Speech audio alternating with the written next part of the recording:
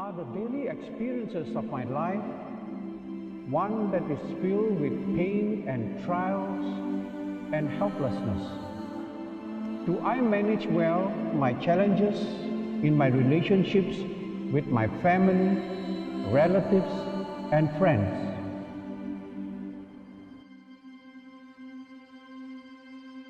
Living a more meaningful, happy, and fulfilling life. To allow God to embrace you, to enlighten you, to find God in all things, living a more discerning life.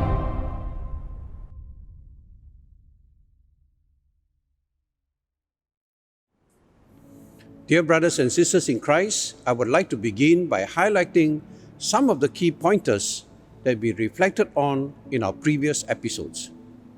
Let me first point out that of the three basic human realities of the physical, the emotional, and the spiritual, the physical reality is the least complex to manage. By this I mean that if we have a physical need, like we are thirsty, hungry, or an illness, we know what to do. In our earlier reflection, we also noted that on the physical reality of our being in general, we could describe and label our good health as our physical consolation, and conversely, our negative physical state of ill health, lack of physical well-being, as physical desolation. Second, we noted that the physical reality of our being affects our emotional and spiritual reality of our being. For example, if we fell and broke our leg and is unable to walk for 3 months because our leg is put in a cast, the difficulties of movement and lack of mobility can affect our emotions by making us impatient or even angry with ourselves and with others. In such a case, we can see that our physical desolation has affected and caused us to feel emotional desolation. Third, on a more serious level, our physical accident can also affect the spiritual level of our being. If, say, we are to get upset with God for allowing this to happen. If this should happen, then we have allowed our physical desolation of the fall to affect our relationship with God, which is the spiritual desolation. As for the emotional reality of our being, our reflection points out very clearly that this aspect of our lives is very complex indeed. First, we saw how our emotions can affect our physical and spiritual reality of our being. For example, if we have had a very serious quarrel with our spouse and are depressed, this may affect our sleep and thus cause what we call physical desolation. Likewise, if someone has just fallen deeply in love with another person, he can be so energized physically that his appetite improves and he becomes even healthier. Second, if a person is suffering from great emotional turmoil, this can in turn lead to the double desolation of the spiritual desolation when one can begin to lose one's faith. Get angry with God and stop praying and blame Him for all one's emotional darkness and desolation. Then again, my brothers and sisters in Christ, when we reflected on the spiritual level of our being and affirmed how this spiritual reality is experienced in our lives, we concluded that the spiritual level is the deepest level of our being, where we directly experience our union and our love for God. We highlighted how our spiritual experiences with God can also affect our physical and emotional reality of our being. For example, when we are spiritually strong and have a deep faith in God, our devotedness and trust and love for God can bring about the healing of our illness. and also the healing and reconciliation of our troubled family relationships. As such, we can see from the many true stories of our earlier episodes that our spiritual consolation and deep union with God is the most reliable means through which we eventually find meaning, peace, and fulfillment in our lives. My sisters and brothers in Christ, I would like to reaffirm that when we are experiencing spiritual consolations, where we are deeply in union with God and feel His presence, mercy, forgiving, and unconditional love, or His reassuring comfort, compassion, and care, and the like, we are at the same time also experiencing the deepest authenticity of ourselves. This means that when we are closer to God and more Christ-like in our experiences, we are also more authentic as a person. However, if we are drifting and living our lives in disconnected ways or only having a superficial relationship with God, then such lifestyle will also affect our attitudes and behavior and character, and thus the way we relate to others. I've had people asking me, "Father, why is my Catholic husband, let us call him James, such a difficult person to live with, and he is worse than other non-Catholics? He goes to Mass faithfully every Sunday and even at times during the week. I even seen him going for confessions, praying the rosary, and leading Bible studies and the like. What is the use of being a Catholic who is such a hypocrite?" My sisters and brothers in Christ, I'm sure you too would have heard of such similar remarks. Like these upset people, it is very understandable that we get upset with such so-called hypocrites. For such remarks, my answer would usually be, if your husband is not a Catholic, he would even be a worse husband. Thank God for His gift of faith. In other words, in my response, I was actually trying to explain that we are first not to judge others, because we ourselves are not perfect. And moreover, every person has their own past pains and hurts in life, as in the case of Jack in our last episode. And even as James is deeply wounded, he is still trying to become a better person through the practice of his faith. And so if James were not to have the faith, wouldn't he be a worse husband?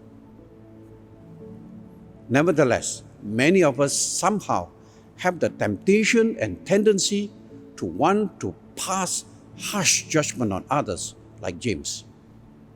If so, then let us be reminded of what Jesus proclaimed in the Gospel of St. Matthew chapter 7 verses 2 to 5 when He says, "How is it that you see the splinter in your brother's eye and never notice the plank in your own? How dare you then say to your brother, 'Let me take the splinter out of your eye,' when all the time there is a plank in your own? Hypocrite, take the plank out of your own eye first, and then you will see clearly enough to take the splinter out of your brother's eye." As for spiritual consolation, some would like to further clarify. What are the differences between the spiritual and the emotional desolations and consolation experiences? When we are experiencing the double desolation of both emotional desolation leading to spiritual desolation, it would be difficult to make a distinction, as both are so intertwined and reinforcing one another. For example, as in the case of a person, let us call him Jacob, who suddenly diagnosed with terminal cancer, or that the spouse is having an extramarital affair. The emotional trauma of Jacob could be so intense that his emotional desolation can cause him to stop praying and going to church, because he's angry with God for allowing these tragedies to happen to him.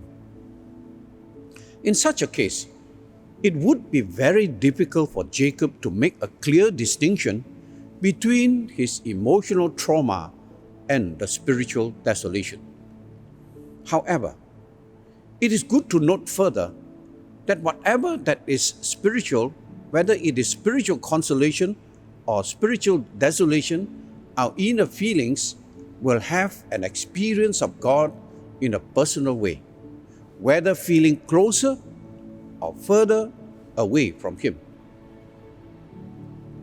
If our inner feelings are spiritual consolations, then the experiences would be one in which we feel God's presence and closely in different ways, whether they are God's loving forgiveness, mercy, care, and reassurances, and the like.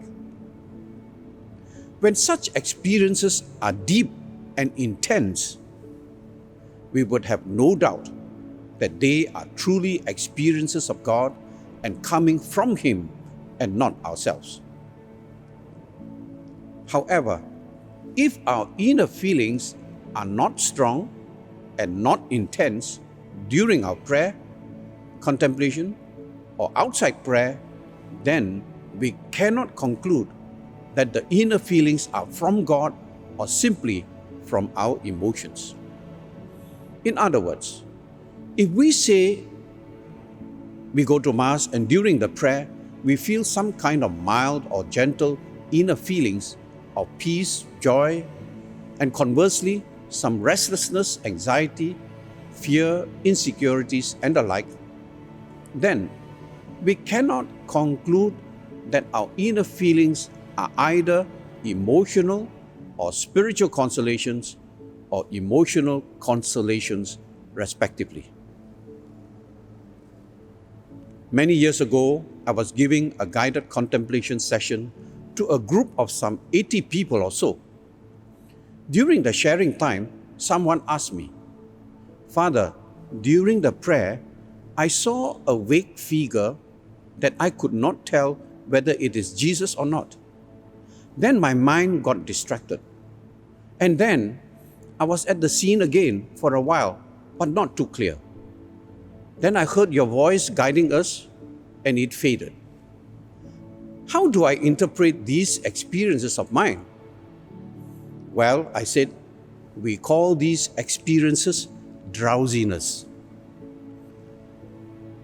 My brothers and sisters in Christ, not all our experiences can be attributable to spiritual consolations or spiritual desolations. And so, not all our inner feelings of our prayer and discernment come from the good spirits of God that tries to draw us closer to Him, or the bad and evil spirits that tries to distract, distort, and even destroy our relationship with God.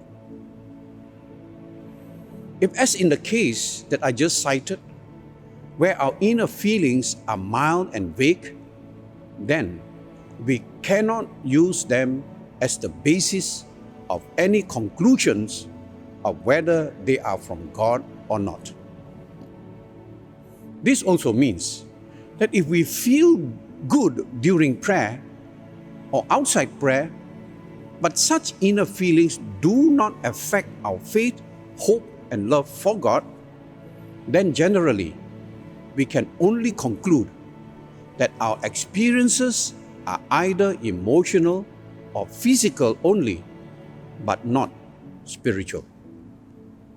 In other words, my sisters and brothers in Christ, let us remember that contemplation prayer or any form of prayer may not necessarily give us the immediate feelings of spiritual consolations and high, but that insofar as we commit ourselves to God, to pray regularly and set aside time and making the needed sacrifices and developing a higher priority for God in our prayer life, then over time, with patience, we will surely experience the fruits of our prayer life.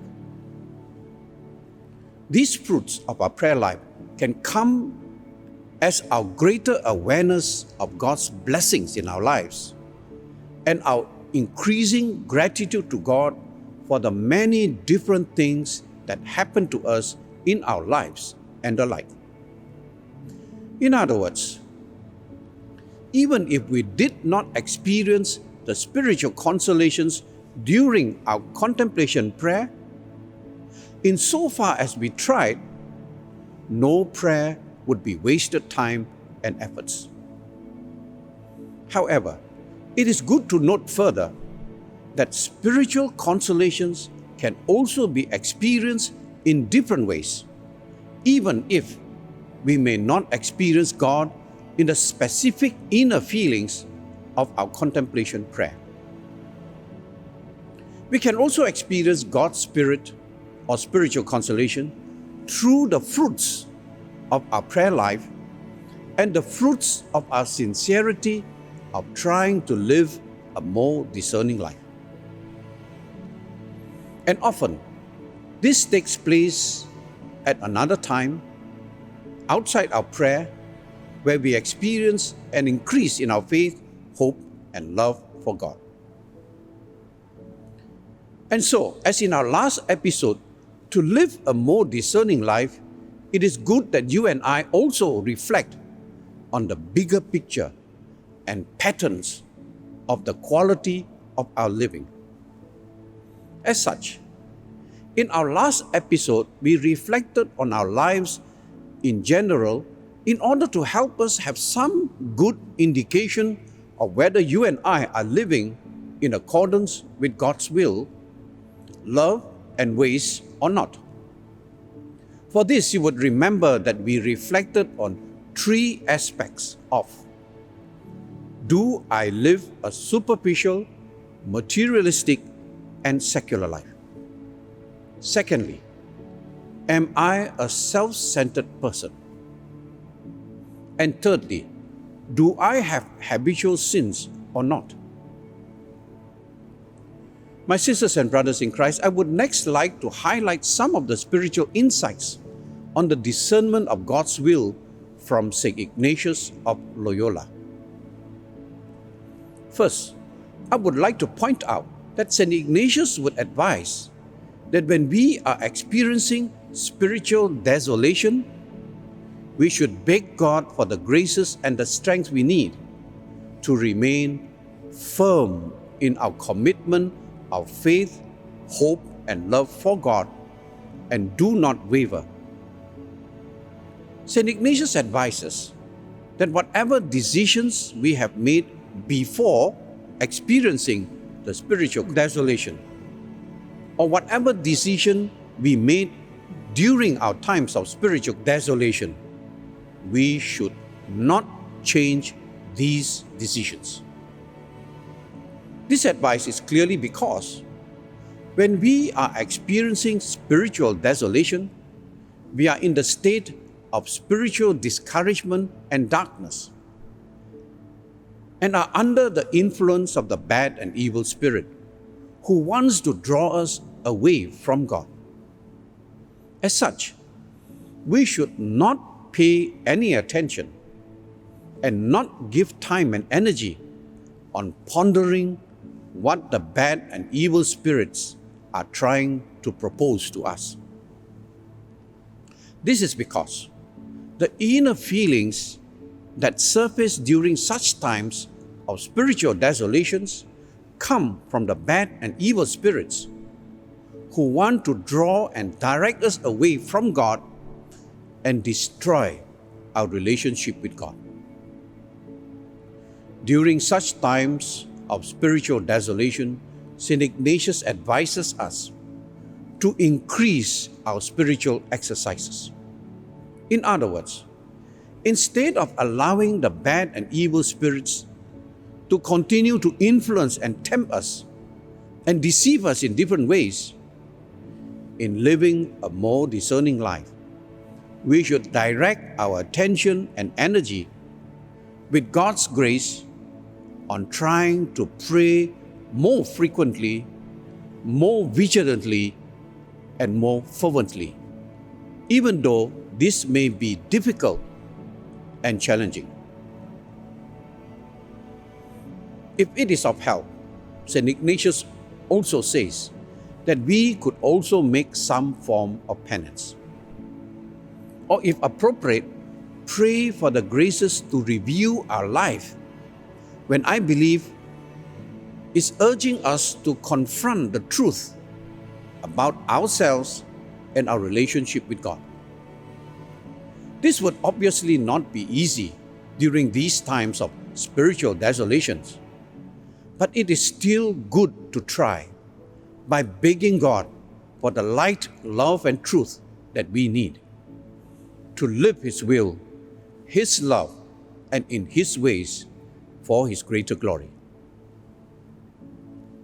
St. Ignatius cautions us further that during these times of spiritual desolations, of discouragement and darkness, in terms of our inner feelings about God and our relationship with Him, we have to pray for the grace to be strong and resolute in our perseverance and wait patiently for the spiritual consolations of our longings for God's light and love to return.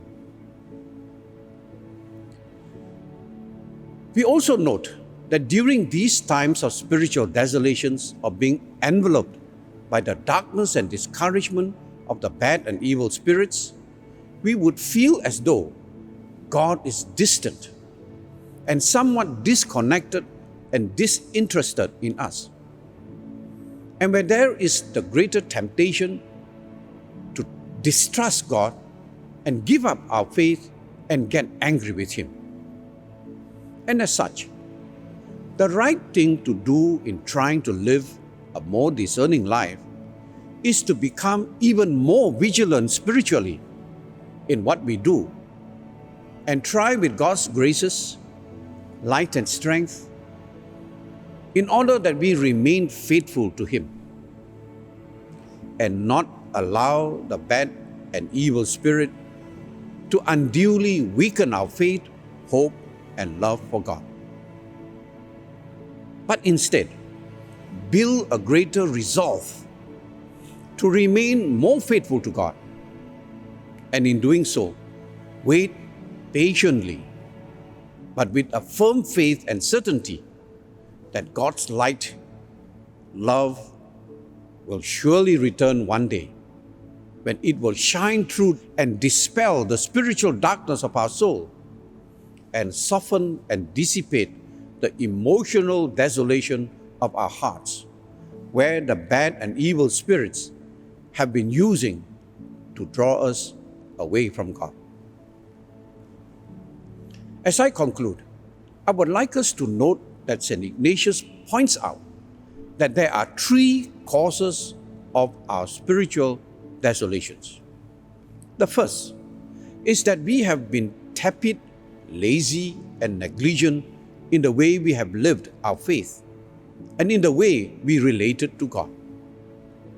And this means that you and I are called and challenged to become more conscious and more deeply resolved to renew our faith in God and deepen our relationship with Him, and not allow our relationship with Him to drift and become superficial and unimportant, where we push God into the background of our lives, where He occupies a low priority of what we do and how we live daily.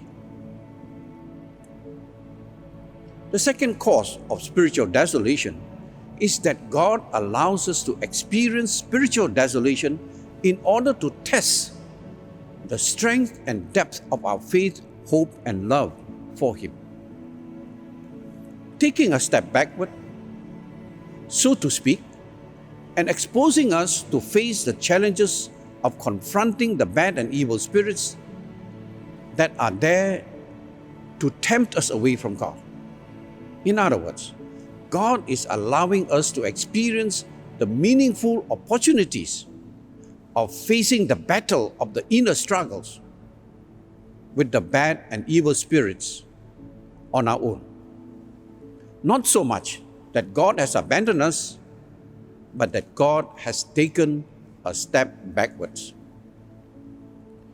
If we reflect on our experiences of our relationship with people whom we love and are close to us, we too can see that the challenges and the pain we face could also be seen as meaningful opportunities allowed by God for us to grow and mature in our relationships. That through the painful trials, tests, and tribulations, the relationship will become stronger and built on more solid foundation. A person who only knows how to swim in a swimming pool will not be able to face the fierce waves and strong currents and dangers of the ocean. The third cause of spiritual desolation for St. Ignatius is to teach us the truth that spiritual consolations are God's pure gift to us, and they cannot be created by our own will emotionally. I remember very vividly that when I was making my 30-day retreat as a young novice, I was filled with so much spiritual consolation, and my prayers were so filled with great light, peace, and joy in the Lord that I began to feel that prayer is so easy, so to speak. I mentioned this to my novice master, and he said wisely that all that I was experiencing are God's pure and gracious gift to me. I accepted what he said theoretically, but only fully understood him more clearly when the following several days I experienced deep spiritual desolation, when I felt very helpless. And regardless of how hard I tried on my own efforts and resolve, I could not get out of the spiritual desolations. And when the spiritual consolation returned several days later, I was then sure that they are pure gifts from God, and not because I could create and churn them up emotionally or as I willed for them. In those experiences, God taught me to be humble and grateful to Him for all the spiritual consolations that I experienced. So just open your minds and hearts to the Lord, and He will surely enlighten and empower you with His compassionate love, truth, and peace. Take care, and God bless you.